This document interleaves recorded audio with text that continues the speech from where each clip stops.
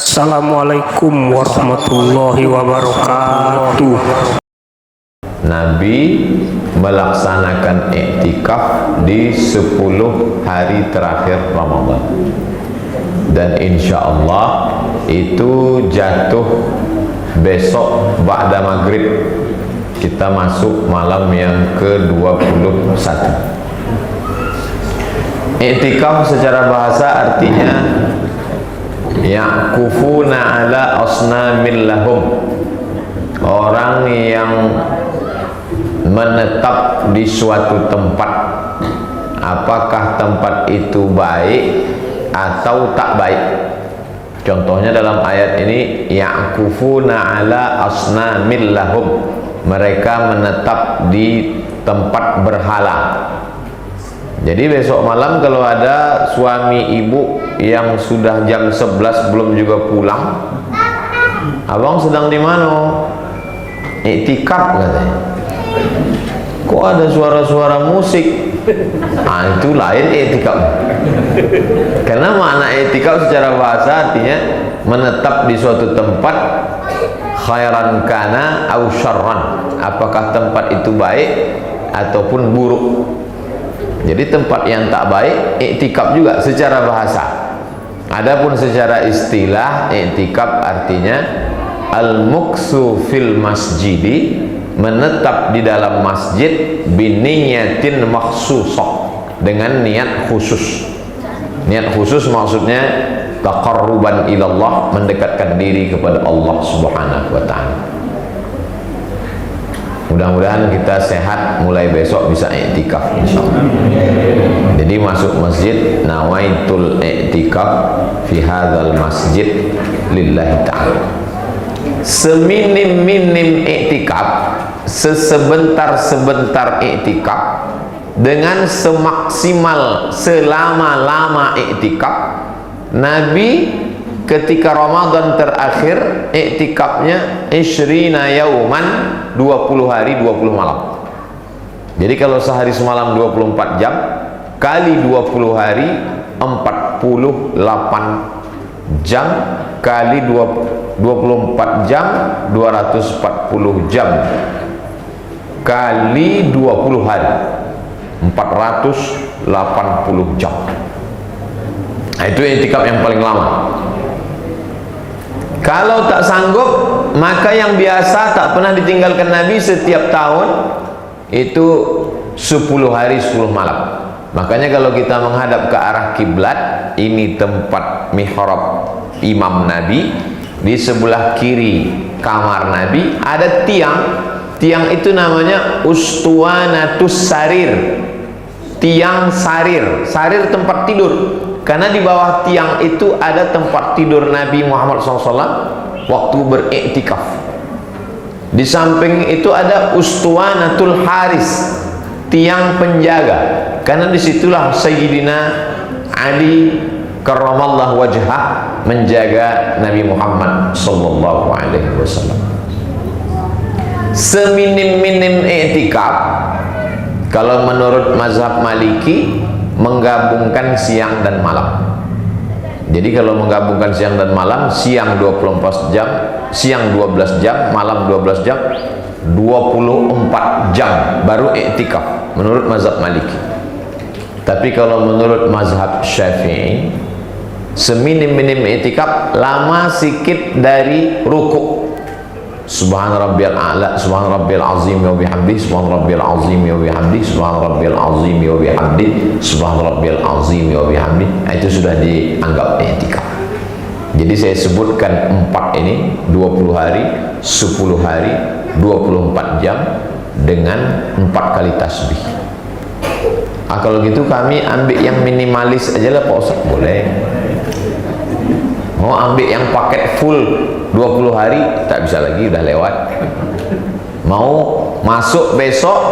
Jadi kalau di Mesir mereka tradisi iktikaf itu besok hari ke-20 malam ke-21 bawa tilam, bawa kemah kecil untuk dipasang di dalam masjid.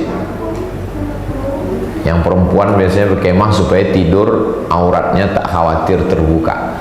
Yang laki-laki masuk besok sore, keluarnya sore malam Idul Fitri.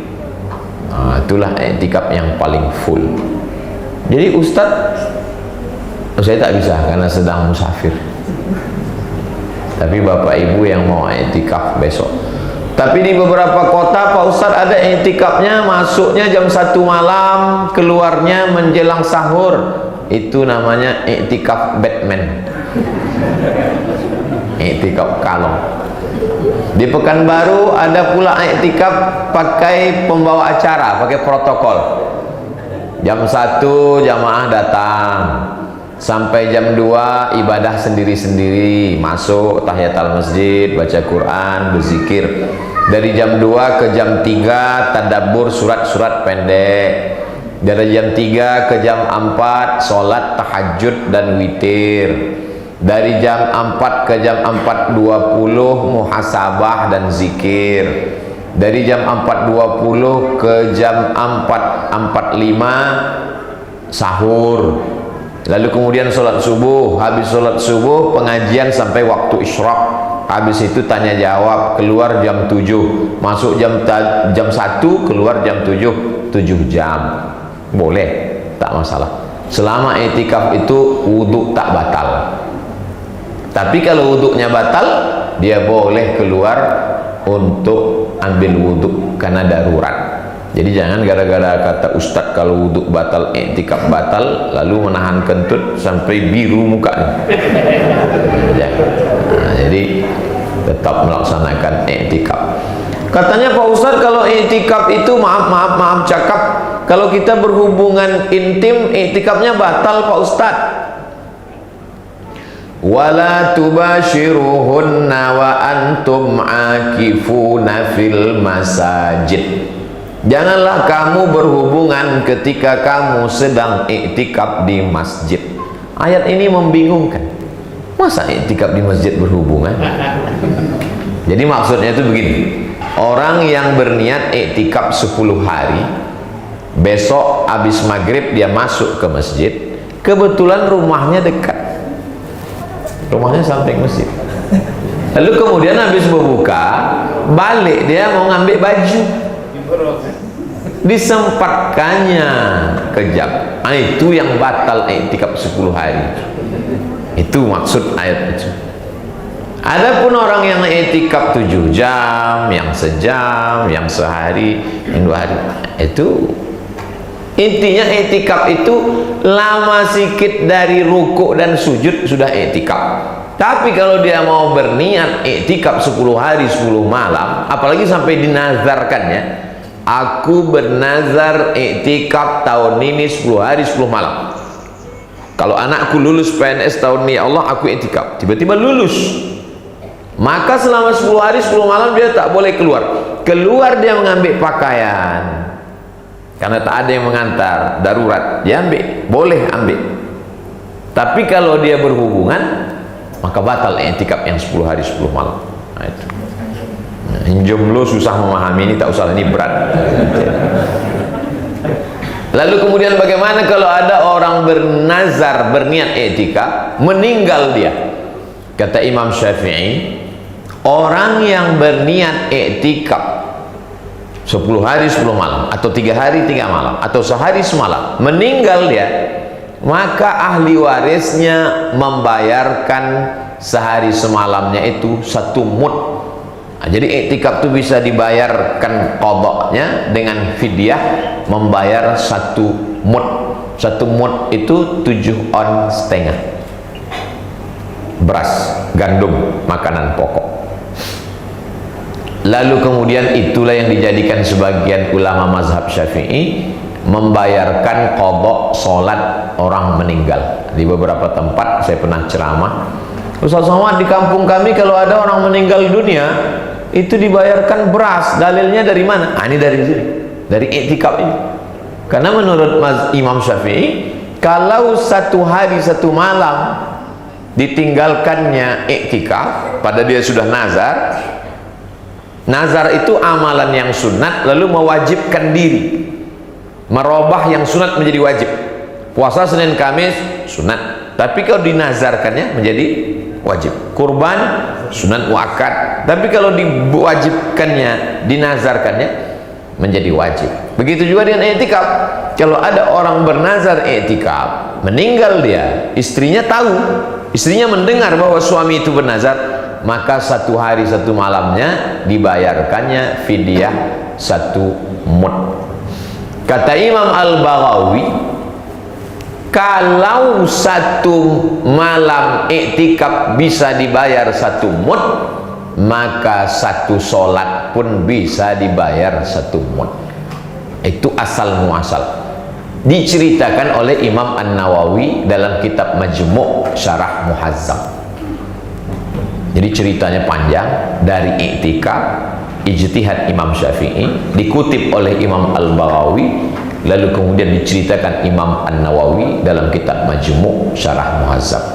Jadi kalau ada orang di kampung kita, biasanya di negeri-negeri Melayu, ada orang meninggal, dibayarkan 1 solat 1 mud, saya tidak melarang. Tapi kalau ada orang membuat, dalilnya dalam mazhab Syafi'i ada. Tapi keluarga saya waktu membuat, ada keluarga meninggal, "Mat," kata dia, "ini keluarga kita meninggal, apa perlu kita bayarkan solatnya pakai beras?" Saya bilang tak usah.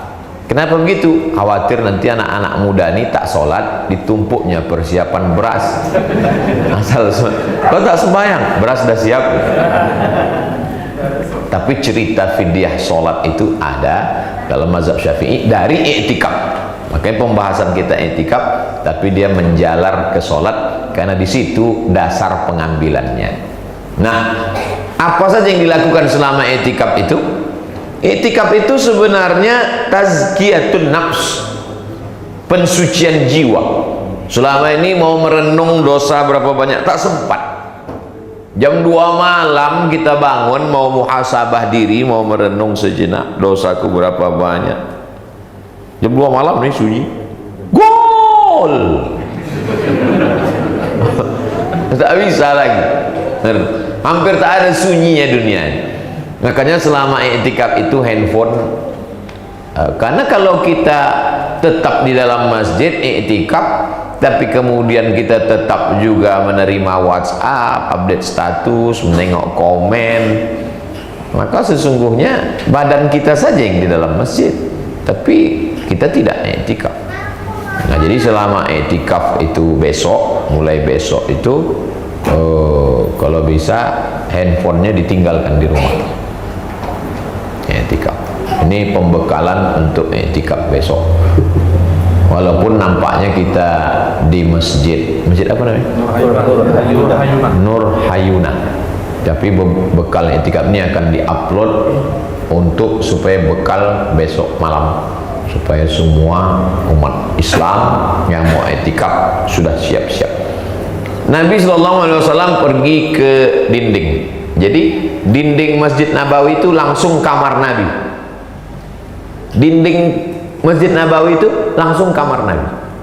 Jadi Nabi minta kepada Ummul Mukminin, Ibu Aisyah, minta ambilkan sisir. Lalu Aisyah menyisir rambut Nabi. Nabi menjulurkan kepalanya ke jendela. Itulah yang dijanjikan lagu, kan ada lagu Aisyah.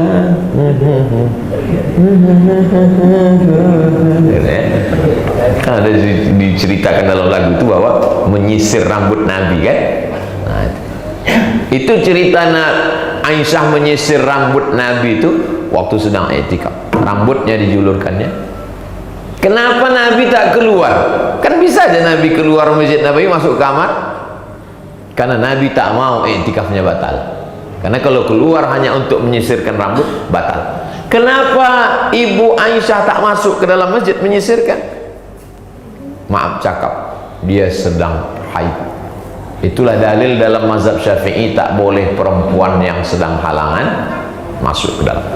Dalam hadis lain kata Nabi, nawilinil khumrah, wahai Aisyah, tolong engkau ulurkan kain.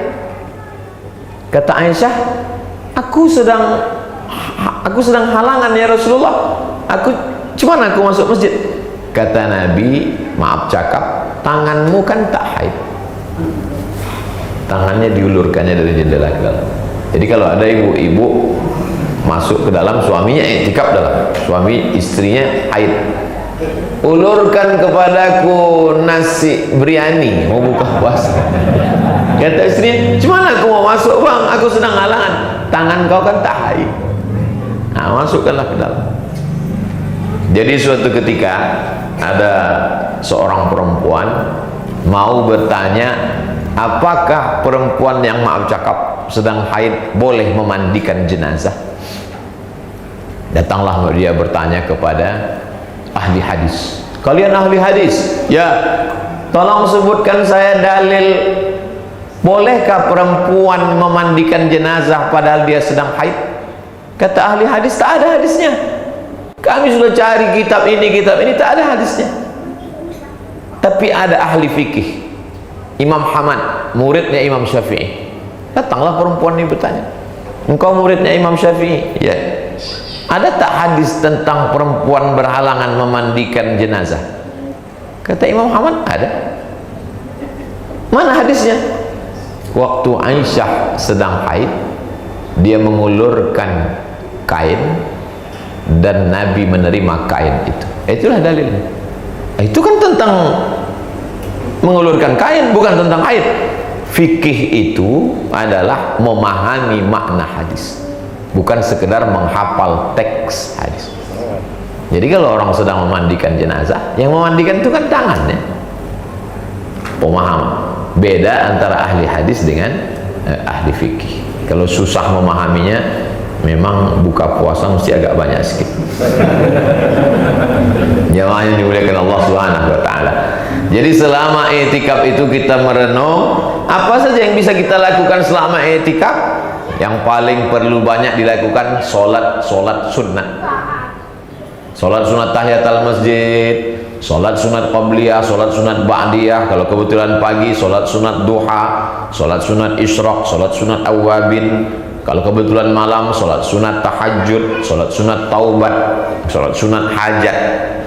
Saya Pak Ustaz solat sunat taubat sudah, solat sunat wudhu. Pertama kali habis berwudhu, solat sunat wudhu. Usalli sunnatal wudhu raka'ataini lillahi ta'ala. Saya sholat sunat wudhu sudah, sholat sunat taubat sudah, sholat sunat hajat sudah, sholat sunat istikharah sudah, sholat sunat tahajud sudah, sholat sunat witir sudah, semua sholat sunat sudah Pak Ustaz. Baru berapa rakaat? Sholat sunat wudhu 2 rakaat, sholat sunat taubat 2 rakaat, sholat sunat hajat 2 rakaat, sholat sunat tahajud 8 rakaat, baru 14. Salat sunat witir 3 rakaat, baru 17 rakaat.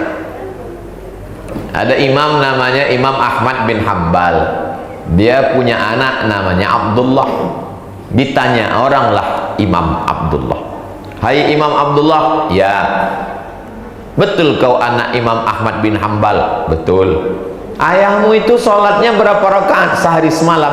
"Salasami'ati rakaat, 300 rakaat. Jadi kalau kita udah merasa banyak betul, aku udah banyak sholat sunatku selama Ramadan nih. Berapa rakaat tarawih? 8. 4 rakaat 1 salam. Ustadz nyindir apa? Saya tuh maksudnya. Jadi sholat kita ini belum ada apa-apanya. Ada imam itu bergelar sajjad, saking banyaknya bersujud. Nabi Muhammad SAW punya anak namanya Sayyidatuna Fatimah. Sayyidatuna Fatimah punya anak namanya Sayyidina Al-Husain. Sayyidina Al-Husain punya anak namanya Ali. Nama datuknya Sayyidina Ali, nama cucunya juga Ali.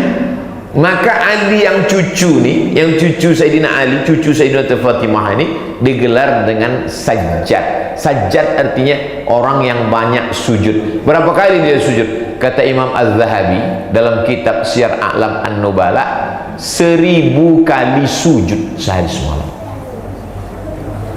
1000 kali sujud. Kadang kita ini agak hitam juga kening kita. Pas ditanya, "Kau banyak sujud?" "Enggak." "Terus banyak dosa?" Mohon maaf ya.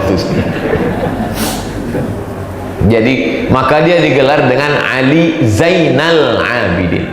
Zain artinya perhiasan, Abidin orang yang banyak ibadah. Jadi inilah masanya kita memperbanyak sujud. Karena sholat sendiri, maka perbanyak sujudnya. Nabi sholat, sujudnya selama ayatnya. Jadi kalau kita mau, kau tadi rakaat pertama aku tengok tegak lama betul, apa yang kau baca? Yasin. Nah begitu juga lah sujudnya. Subhana rabbiyal a'la wa bihamdihi, subhana rabbiyal a'la wa bihamdihi, subhana rabbiyal a'la wa bihamdihi, subhana rabbiyal a'la. Jadi yang selama ini kita baca, bingung kita kapan mengamalkannya. Nah, inilah momennya ketika sedang ada sahabat Nabi dilaporkan ke Nabi, ya Rasulullah, hadisnya dalam kitab Musnad Ahmad bin Hanbal. Ini sahabat sholat dari Isya sampai subuh tak berhenti. Allahu Akbar, Allahu Akbar, Sami Allah liman hamidah. Ayatnya tak diganti, kul huwallah terus. Nah ini bagi yang ragu karena hafalan kurang, gas saja kul huwallah terus. Dilaporkan ke Nabi, ya Rasulullah, ini sahabat kami ini ayatnya kul huwallah terus. Itulah keluar statement hadis Nabi, innaha la ta'dilu thulutsal Qur'an. Satu kul huwallah itu sama dengan sepertiga Al-Qur'an. Jadi kalau kita sholat 10 rakaat, 20 rakaat, 100 rakaat, kul huwallah terus ayatnya, boleh. Dan kita sudah menghatamkan Al-Quran berkali-kali dalam satu malam. Saya tak bisa sholat berdiri Pak Ustadz, pinggang sakit, kaki sakit. Memang kadang sholat ini datang semua penyakit. Pas main bola sehat, pas futsal sehat, pas jogging sehat, pas shopping lebih sehat. Pas sholat datang sakit. Kata setan, itu memang kerjaku. Maka sholat di kursi boleh. Jadi di Mesir dulu waktu saya kuliah, itu di samping kiri ada 3 kursi, samping kanan ada 3 kursi. Tahun 2002 saya pulang, begitu keadaan Mesir. 2017 saya ke Mesir lagi, saya tengok udah tak ada lagi kursi. Samping tak ada, samping tak ada. Di belakang 2 sop kursi semua. Jadi rupanya makin banyak yang sakit pinggang, makin banyak. Jadi tak buat lagi di samping, di belakang dikhususkan. Jadi memang orang-orang tua kita, saudara kita yang sakit, jangan dibiarkan di rumah sendirian. Dulu waktu muda tak pernah ke masjid. Jadi istri-istri yang sehat, biasanya memang yang sakit ini bapak-bapak, ibu-ibu sehat. Maka ibu yang suaminya sakit, jangan biarkan dia di rumah sendirian, ajak dia ke masjid supaya bangkit semangatnya.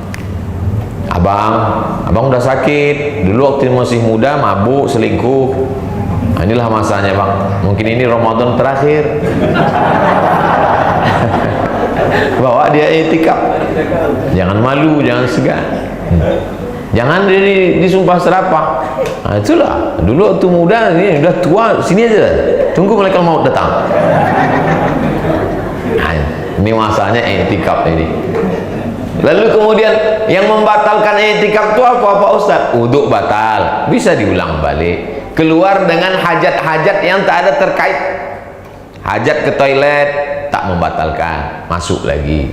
Hajat yang terlalu lama di luar, katanya i'tikaf ya, sempat pula 2-3 batang di luar. Ini apa? Ini hajat juga Pak Ustaz. Ini kalau sampai tak ada mati Pak Ustaz. Nah itu, jadi kalau yang hajatnya itu hajat darurat tingkat tinggi, maka dibenarkan. Ini tentang masalah i'tikaf. Kalau tak juga sanggup sholat, memperbanyak menghatamkan Al-Quran. Saya tak mau mendikte, awak dah berapa juz, kamu berapa juz, kau berapa juz, abang dah berapa juz. Tidak, kita ukurlah sendiri. Sudah malam ke-20, dah berapa juz bacaan kita. Di i'tikaf itulah dikejar ketertinggalan-ketertinggalan. Ada seorang laki-laki namanya Irfan. Nama ayahnya Haji Abdul Malik Karim Amrullah.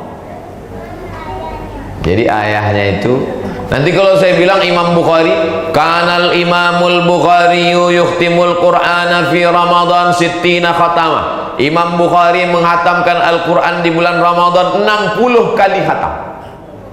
Oh, itu kan Imam Bukhari, bukan orang kita.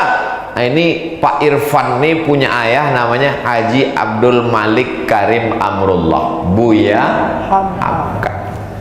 Jadi Buya Hamka itu kalau duduk, kata anaknya, dalam buku judulnya Ayah, kalau duduk kata dia 6 juz. Buya Hamka. Waktu ditanya, ayah kenapa ayah lama baca Quran? Aku lama baca Quran menghatamkan. Kenapa? Sejak emakmu meninggal, hatiku selalu teringat dengan almarhumah. Jadi supaya jangan sampai cemburu Allah SWT, diisi dengan banyak menghatam Quran.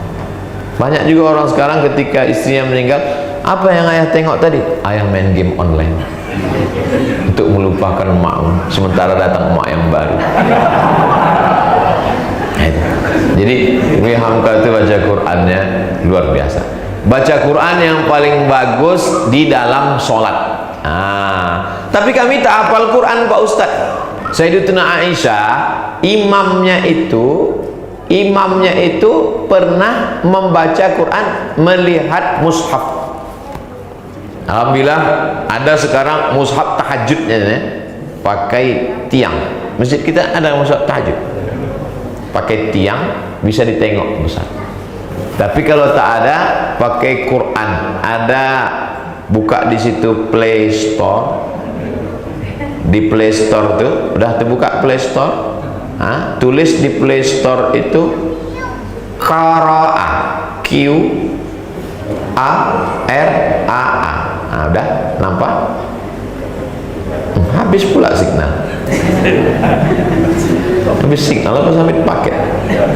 Lalu setelah dapat qara'a, buka Quran, jadi bisa ditengok Quran sambil sholat. Ghairil maghdubi alaihim waladdallin. Amin. Bismillahirrahmanirrahim. Ya ayyuhalladzina amanu kutiba alaikumus shiyam. Satu halaman, satu rakaat. Jadi kalau 20 halaman 20 rakaat, 1 juz. Hanya saja kalau kita nengok mushaf itu, kalau bisa teleponnya signalnya dimatikan, karena kalau hidup nanti masuk. Ustaz sholat, sedang sholat Ustaz. Jadi kita hatamkan Al-Quran di dalam sholat maupun di luar sholat. Kalau orang tua sudah meninggal, Allahumma ausil thawaba ma qara'tuhu, sampaikanlah pahala bacaanku. Ini. Aku baca Quran tak sanggup lagi Pak Ustaz, atau belum bisa baca Quran, atau tak sanggup baca Quran, atau sakit mata. Alternatif yang terakhir, paling tinggi sholat sunat, nomor 2 baca Quran, paling bawah pejamkan mata, zikir. Istighfar 100 kali, subhanallah bihamdihi subhanallahul azim 100 kali, solawat 100 kali, la ilaha illallah 100 kali, 10 kali putaran tasbih itu ujungnya ada 10, 100 kali 10 1000 kali, la ilaha illallah, la ilaha illallah, la ilaha illallah, la ilaha illallah, la ilaha illallah. Memperbanyak istighfar. Man lazimal istighfar, siapa yang membanyak istighfar, ja'alallahu lahu min kulli dhiqin makhraja, segala kesempitannya diberikan solusi. Wa min kulli hammin faraja, segala kesulitan kesusahan hidup diberikan kelapangan. Wa razaqahu min haitsu la yahtasib, diberi jalan yang tak disangka-sangka, diberikan rezeki yang tak disangka-sangka. Allahumma salli ala sayyidina Muhammad wa ala ali sayyidina Muhammad. Allahumma salli ala sayyidina Muhammad wa ala ali sayyidina Muhammad. Allahumma salli ala sayyidina Muhammad wa ala ali sayyidina Muhammad. Tak bisa sholat tegak lama, duduk. Tak bisa duduk, baca Quran. Baca Quran pun tak bisa, zikir. Zikir pun tak bisa. Ada jenazah lewat, ikut.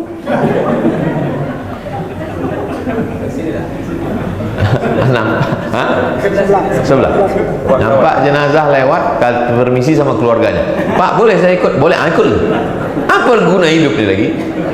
Disampaikan ke bulan Ramadan, hidup di 10 hari terakhir Ramadan, isilah. Kenapa digas betul ibadah di 10 terakhir ini? Karena otak ini sudah mulai bercabang pada malam 21. Dia sudah mulai berpikir, nanti gorden warnanya warna hijau atau biru ya? Nanti toplesnya bulat apa peta ya? Nanti kuenya gambar love Nanti kira-kira hari pertama open heart apa open house ya? Nanti kira-kira itulah yang menggunting pikiran yang ada di kepala ini, digunting. Aku sholatnya berapa rakaat, aku zikirnya berapa kali, berapa ribu, aku khatam Qurannya berapa kali. Karena kalau tidak ini akan terus mengajak mau pergi ke mall, mau shopping, mau beli baru, ini. Nanti kira-kira kalau aku pakai baju warna hijau, jangan-jangan bertamu rupanya gorden tuan rumah hijau pula, sama. Masa tahun lalu warna pink, tahun ini warna ini. Kepala ini mesti dipotong, pikiran-pikiran itu mesti. Saya terus terang sampai sekarang tak ada terpikir saya nanti pakai Idul Fitri pakai baju warna apa ya, karena selalu saya pakai baju putih, selalu pakai baju putih supaya orang tak tahu bahwa kita tak ganti baju. Ceramah tausiah saya banyak, kalau pakai baju warna itu dijamin hadiah, warna aslinya baju putih. Nah, jadi itulah tujuannya.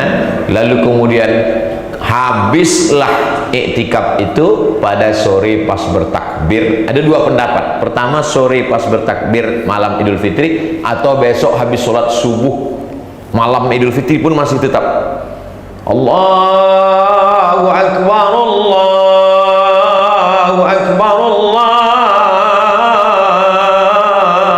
Akbar, la ilaha illallah, wallahu akbar, Allahu akbar, walillahil hamd.